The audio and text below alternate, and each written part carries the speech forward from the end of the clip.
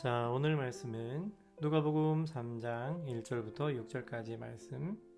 디베리오 황제가 통치한 지 15해 곧 본디오 빌라도가 유대의 총독으로, 헤롯이 갈릴리의 분봉왕으로, 그 동생 빌립이 이두레와 드라고니 지방의 분봉왕으로, 루사니아가 아빌레네의 분봉왕으로, 안나스와 가야바가 대제사장으로 있을 때에 하나님의 말씀이 빈들에서 사가랴의 아들 요한에게 임한지라.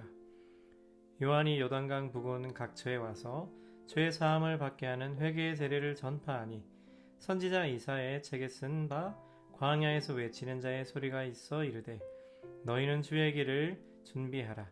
그의 오실 길을 곧게 하라. 모든 골짜기가 메워지고 모든 산과 작은 산이 낮아지고 굽은 것이 곧아지고 험한 길이 평탄하여질 것이요 모든 육체가 하나님의 구원하심을 보리라 함과 같으니라. 자, 오늘 2절 말씀 보면 안나스와 가야바가 대제사장으로 있을 때에 하나님의 말씀이 빈들에서 사가랴 아들 요한에게 임한지라 라고 말씀하시잖아. 근데 왜 말씀이 대제사장에게 임하지 않고, 왜 화려한 성전에 임하지 않고 빈들에 있는 요한에게 임했을까?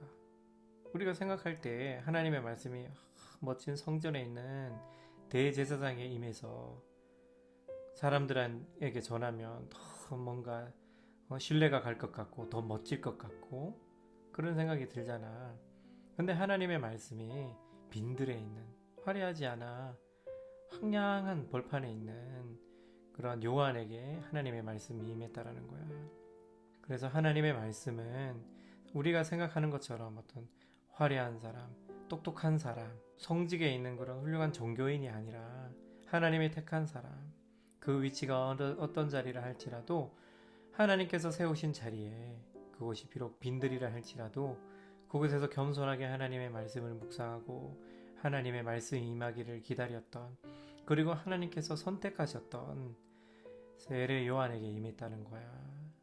중요한 것은 하나님의 선택이지, 하나님이 대제사장을 선택하신 것이 아니라 빈들에 있는 그런 요한을 선택하셨고, 그 요한을 통해서 하나님의 말씀이 이제는 임하고 사람들에게 이 말씀이 전해지도록 하셨다라는 거야. 나는 연약하지만 하나님의 말씀이 임하면 나는 쓰임을 받을 수 있는 거지. 내가 비록 빈들에 서 있다 할지라도 그곳에 하나님이 임하시고 하나님이 말씀하시면 나는 쓰임 받을 수 있는 거야. 우리가 생각해야 될 게 뭘까? 내가 화려한 집에 사는 것이 중요한 게 아니라, 내가 화려한 어떤 스펙을 쌓는 것이 중요한 게 아니라 하나님이 말씀이 임하는 그런 자리에 있어야 된다. 그게 중요하겠지.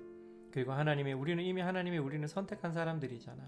그래서 하나님이 이미 우리를 선택하셨고 하나님이 늘 우리에게 말씀하신다는 것을 생각하고 그 말씀을 잘 분별해서 우리를 보내신 곳에서 세례 요한과 같이 말씀을 전하는 사람들이 될 수 있어야 되겠다라고 생각이 들고, 그리고 3절 보면 요한이 요단강 부근 각처에 와서 죄 사함을 받게 하는 회개의 세례를 전파하니 라고 되어 있잖아. 이 요단강이 어떤 자리지?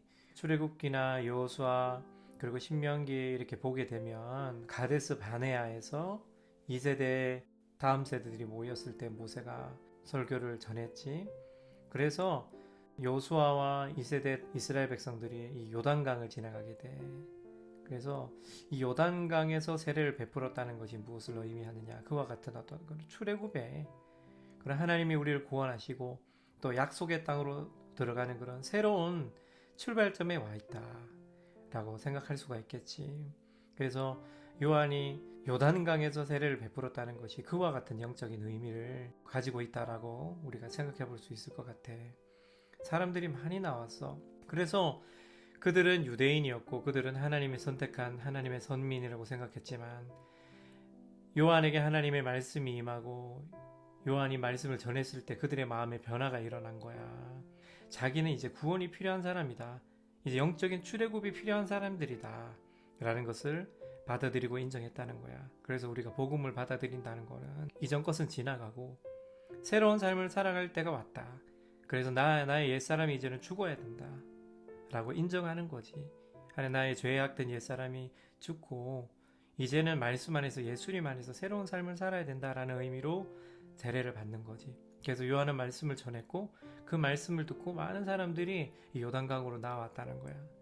그래서 겸손하게 다시 마치 이방인이 유대인으로 개종할 때 유대교를 개종할 때 세례를 받았던 것처럼 이제는 내가 유대교가 아니라 정말 진짜 복음을 생명의 복음을 내가 받기 위해서 다시금 내가 세례를 받는다라는 그런 마음으로 이제 유대인들이 요단강 앞으로 나가서 세례를 받았다는 거야. 그리고 4절에 보게 되면은 선지자 이사야의 책에 쓴 바 광야에서 외치는 자의 소리가 있어 이르되 너희는 주의 길을 준비하라 그의 오실 길을 곧게 하라 모든 골짜기가 메워지고 모든 산과 작은 산이 낮아지고 굽은 것이 곧아지고 험한 길이 평탄하여질 것이요 모든 육체가 하나님의 구원하심을 보리라 함과 같으니라.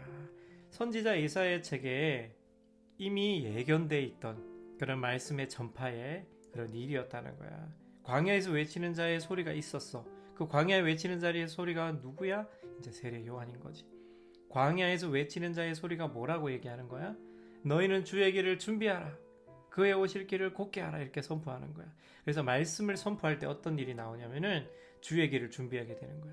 그래서 주님의 오실 길을 예비하게 되는 거야. 모든 골짜기가 메워지고 모든 산과 작은 산이 낮아지고 굽은 것이 곧아지고 험한 길이 평탄해진다. 이게 무슨 말이냐면 골짜기가 메워지고 모든 산과 작은 산이 낮아지고 그래서 이건 우리의 심령을 얘기하는 거야.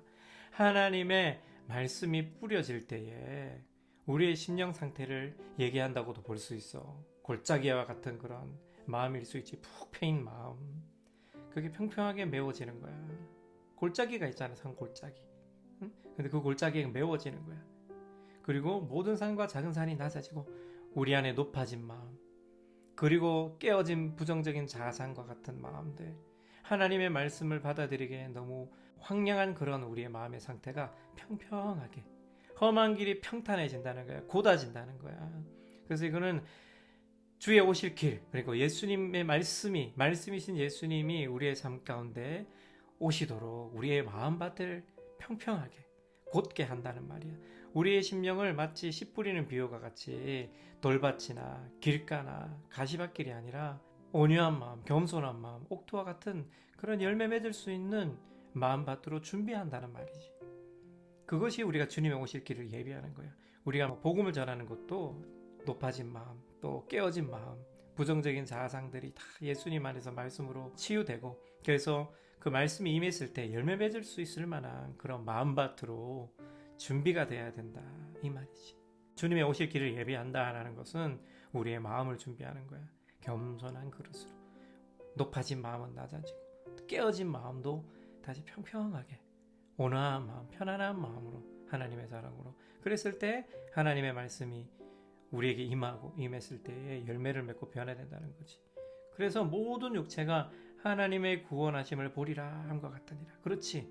우리가 마음이 평평해지고 우리의 마음이 겸손해지고 그럴 때에 하나님의 말씀이 뿌려질 때에 모든 육체가 하나님의 구원을 보게 되는 거야. 그래서 모든 지킬 만한 것 중에 더욱 내 마음을 지키라 말씀하셨잖아. 생명의 근원이 이에서 난다고.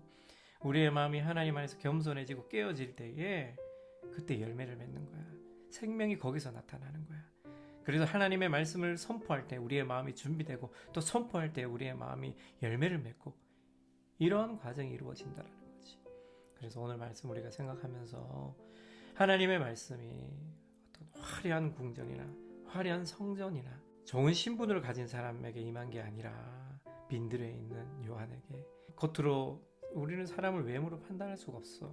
어떤 신분이나 그 어떤 재력으로 판단할 수 없어. 얼마만큼 마음이 겸손하고 그 사람을 하나님이 선택했느냐가 중요한 거지. 그래서 오늘도 우리가 하나님의 선택받은 하나님의 백성으로서 온유하고 겸손한 마음으로 골짜기는 메워지고 높은 산은 낮아지고 깨어진 자아상은 회복되어서 하나님의 말씀에 충만한 그런 열매가 있는 하루가 되기를 축복합니다. 다 기도하겠습니다.